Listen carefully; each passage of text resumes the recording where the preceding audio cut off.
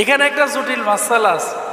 অনেক হিন্দু সে কিন্তু ভিতর ভিতরে ঈমান আনছে, এটা কেউ জানে না, তার পরিবারও জানে না, তার এলাকার কোনো মানুষও জানে না, কেউ জানে না, শুধুমাত্র সে জানে। আর কে জানে?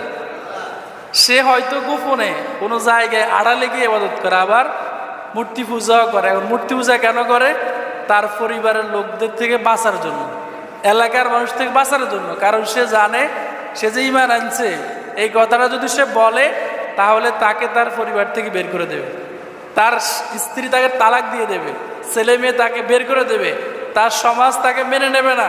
এজন্য সে ভয়ে ঈমানের কথাটা প্রকাশ করে না। ফুকাহায়ে কেরাম বলেছেন, আল্লাহ তাআলার এই বান্দা যে ঈমানের কথাটা অন্তর রেখেছে, আল্লাহ চাইলে তাকে মাফ করে দিয়ে জান্নাত দিতে পারেন। সুবহানাল্লাহ বলেন।